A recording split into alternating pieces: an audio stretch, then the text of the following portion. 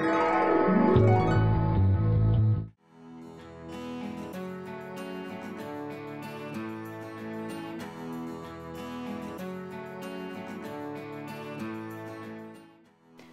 and welcome to The Story of Cooking. I'm Sarah Nicholas. This show explores people and their unique story of cooking. This will be a historical journey as well as a culinary experience. Each episode, we're going to look at a different story and how you can create that in your own kitchen. You don't have to be a 4-star chef, but you have to have a passion for cooking and a love for history, and you can create this story in your kitchen as well. Today, we're going to be looking at something very exciting. In fact, it's called the 2 most exciting minutes in sports. You guessed it, it's the Kentucky Derby. So we're going to be making 3 Kentucky Derby dishes. The first one is going to be a Kentucky bourbon burgu. The second one is a pimento cheese toast. And lastly, we're going to make Kentucky bourbon pecan bread pudding. Notice the theme, a lot of bourbon. Of course, we're in Kentucky, so you would have had a lot of bourbon. So we're going to get started with the stew. It takes the longest. So we will add oil to the pan. Make sure your pan's hot. And we're going to add our meat. The first thing we're going to do is we're going to brown all of our meats. So burgu actually has a sordid history. People do it different ways depending on where you are. It's also referred to as roadkill stew because people would add things like venison and squirrel and bird, or whatever was available. It's originally said, well, there's several places it supposedly originated. One of them is in the bluegrass state. At work camps, they would make this stew in a big cauldron for all the workers. That's one theory. I'm sorry, I added pork shoulder, and now I'm adding chuck roast. 1.5 pounds of each. And lastly, we have dark meat chicken. Love dark meat chicken, has a lot of flavor. It'll be really flavorful in this stew. So you can see it's a really meaty stew. Just perfect. So you just want the meat to brown.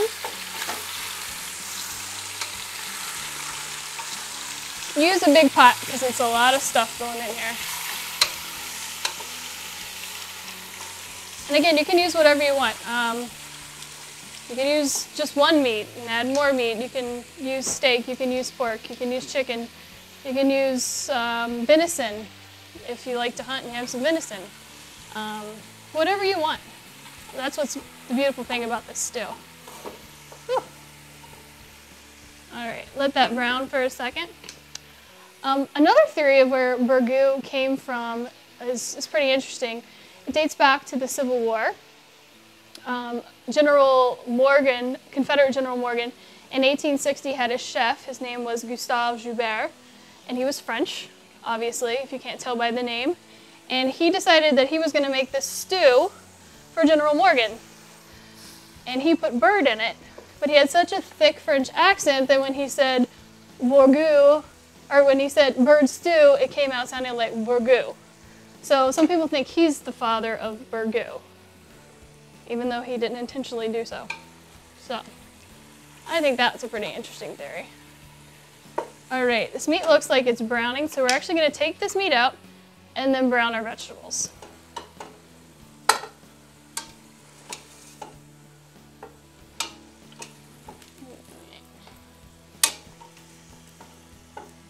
It's important to brown your vegetables and your meat because you're getting a lot of flavor out of that. And a lot of fat too.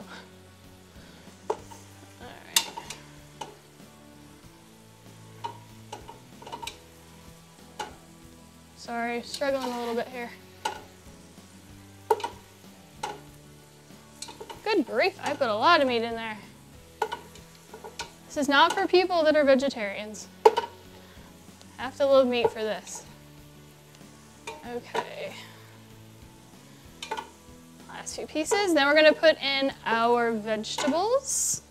So we have a cup of okra into the pot. Oh, I missed a piece of meat. Let me grab that out of there before I brown the vegetables. So there's some okra. Here's some celery going in as well. A 1.5 celery, a cup of carrots, lots of veggies too, lots of veggies, lots of meat. About a cup of red pepper, cup of green pepper, and about a cup of an onion. This is also something you can do differently too, depending on what kind of vegetables you like. I kind of like these vegetables because they add color and they taste really good together. The last thing you're going to add while you're browning your vegetables is the centerpiece of this dish, the Kentucky bourbon. Let that cook down a little bit.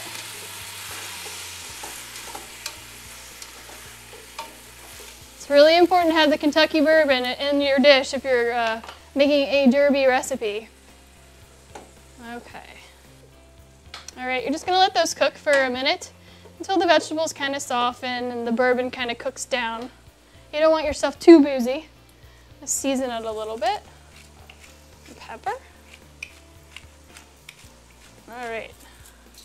Now we're gonna add our meat back into the pot because that looks like it's cooked down enough. Gotta have some strength to make this meal. All right, meat back in the pot. That a quick toss. And see how chunky and delicious this stew is gonna be. All right. So just mix it all together. You can see this is gonna be a very chunky and delicious stew. So the next thing we're gonna add is a tomato puree. The broth will be kind of red when we're done.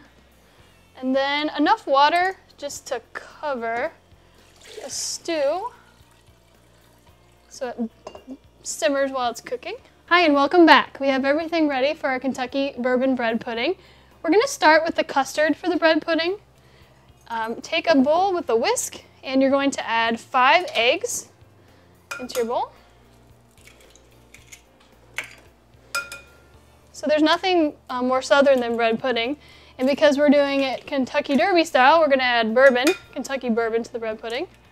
And we'll also finish it with a good sauce that also has bourbon. Bourbon butterscotch sauce. So the Kentucky Derby, I'll tell you a little bit about the Kentucky Derby. It's held annually every May.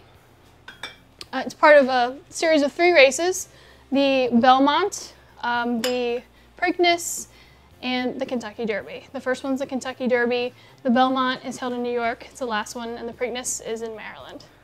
So to the 5 eggs, we're gonna add our 1.5 cups of sugar.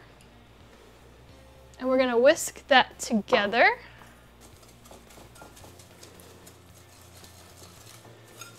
Just till it's all mixed together and it gets a little lighter in color. You don't wanna beat it too much. Okay, set that aside for a second. We're gonna move on to our bread. And this is 1 pound of bread. Ideally you want a crusty bread and one that is stale, because the more stale the bread is, the more of the custard that the bread pudding will soak up, which makes it delicious. All right, so to the bread, we're gonna add 1/2 stick of melted butter and our 2 cups of pecans. I think I need a little bigger bowl. We'll make it work. Mix that together as best you can without losing all your pecans. All right, set that aside. Then we're gonna add the cream. 4 cups of heavy cream. All right, and again, our Kentucky bourbon, 3 tablespoons. And if you're worried about alcohol in your dishes, don't worry, it cooks out. But it still leaves that nice bourbon flavor. Okay, 3 tablespoons of Kentucky bourbon and 1/2 teaspoon of vanilla. If you have vanilla beans and can scrape out the beans of 1/2 of vanilla, that's better, but extract will work just as well.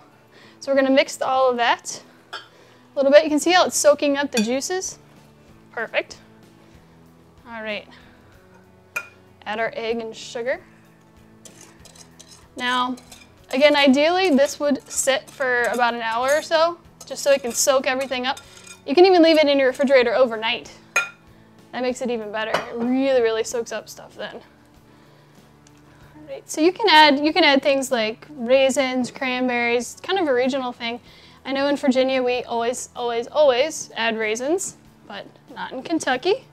You can even add poppy seeds. It's also something cool to add, and it adds a little different look to your bread pudding, which is pretty neat. So talking more about the Kentucky Derby, another interesting fact is the Kentucky Derby actually was brought to Churchill Downs in Louisville, Kentucky by the grandson of Clark from the Lewis and Clark expedition. So that's a pretty interesting fact. That was in 1937. It's also called the Run of the Roses, another name for the Kentucky Derby because of the roses they drape over the horse when it wins. Okay, so that's all mixed together. Let's start on our sauce. So we're gonna make a boozy bourbon butterscotch sauce to go over top of this delicious bread pudding. So you want your heat about medium-high, and into the pot you're going to add brown sugar, corn syrup,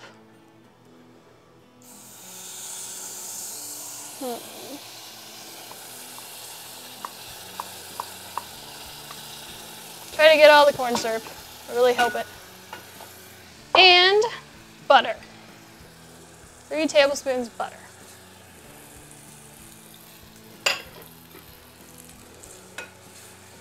Cook until it's kind of dissolved in there. So I think everybody is familiar with the horse that won the Triple Crown. There's even a Disney movie about them. Secretariat won the Triple Crown with the fastest time of 1:59 seconds at the Kentucky Derby. Not many horses are able to win the Triple Crown. So it's a tough 3 races. Okay, so we're gonna let that cook a little bit.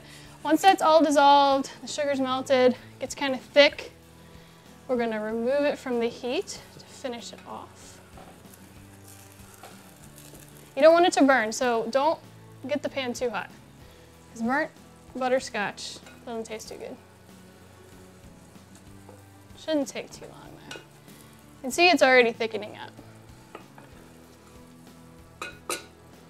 Okay, let that go for another second. I have a greased casserole dish. While that's cooking, we'll go ahead and dump our bread pudding into the casserole dish. See how much moisture that bread soaked up? You need more moisture than you would think, too. All right. Okay, let's move this out of the way. Okay, this looks good, so we're gonna take this off so it doesn't burn. Okay. Once that cools for a second or so, we're gonna stir in our heavy cream and our bourbon.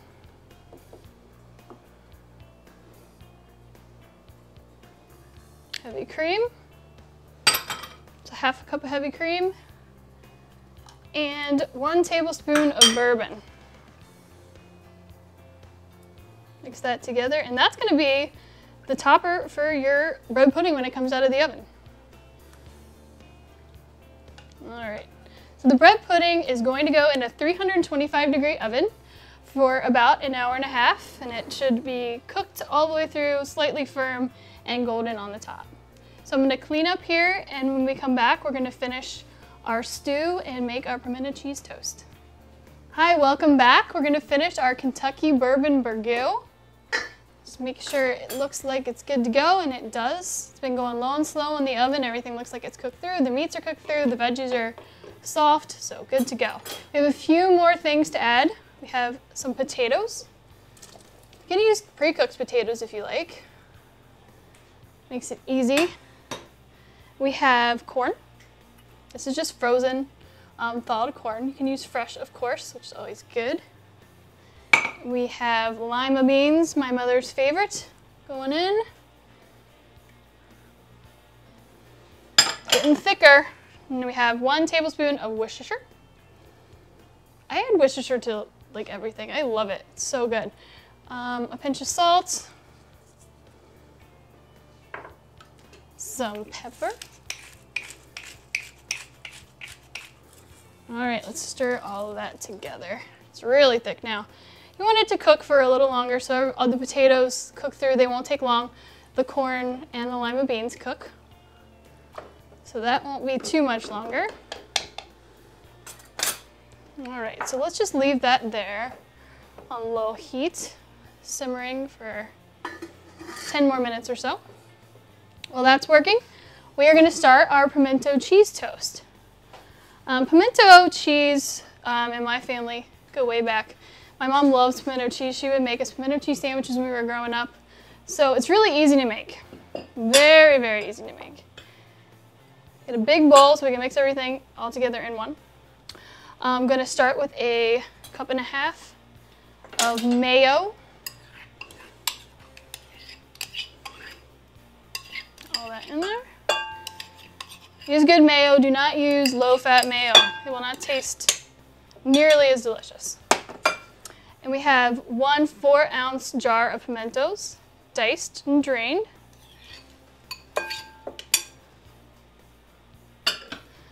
And we have 2 different kinds of cheeses. Very important. We have sharp cheddar and extra sharp cheddar.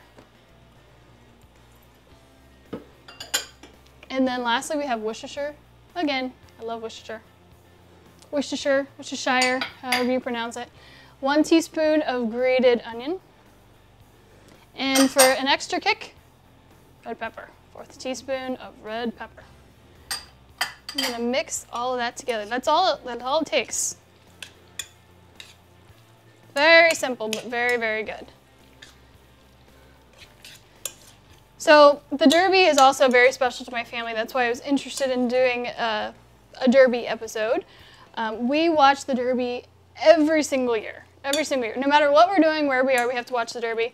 In fact, one of my favorite memories is being at my grandmom and granddad's house in Mount Solon, Virginia. They had a big pool and all the cousins would get together and always go swimming every day in the summer. We were certainly in the pool in May when the Kentucky Derby was going on. But it didn't matter. If we were playing in the pool, whatever, my granddad would get probably his 2nd glass of scotch he had in a year, call us all in, wet swimsuits and all, to sit down in front of the TV and watch the Kentucky Derby.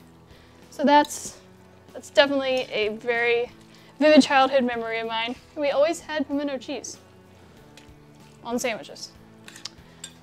Okay, so that looks like it's incorporated. Next we gotta cut our bread. Sometimes we were even at the beach. My parents have a beach house down in the Outer Banks in North Carolina. And a lot of times you'd be at the beach and we would watch the Kentucky Derby, because again, Granddaddy could not see the Kentucky Derby. And we'd always go with our friends Becky and Lindy. And Becky's a bit of a gambler. She loves to gamble.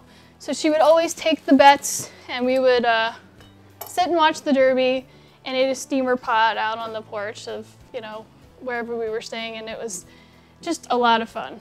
And there was always mint juleps. Because if you don't know what a mint julep is, it's bourbon, simple syrup, and mint. So, very Kentucky. Okay. So, this toast ideally would be toasted. But for today, we're just gonna pretend it's toasted. Got a few more pieces. You can use whatever bread you want, just something crusty. And just gonna put it on the toast. So ideally, again, you would toast this. Be very, very simple. Just pop it under the broiler for, just a minute or so, just to get it nice and toasty and crispy. Just adds for it better. If you're calling it toast, it needs to be toast, right? Still delicious either way you go. So good.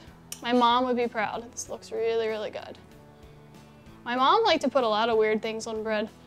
This has nothing to do with the Kentucky Derby, but it's just kind of an interesting fact, and people always look at me like, what did she do? We used to have pimento cheese, always pimento cheese sandwiches, and we would also have peanut butter and mayonnaise sandwiches, which It's pretty disgusting if you think about it, but it was always something we ate in our household. I don't know if it's a southern thing or it's a mom thing, but I prefer the pimento cheese. Last one. Looks pretty, right? You got your red, you got your orange, very colorful. Good, robust southern appetizer. Okay. So let's take a look at this stew. Ooh, it is boiling.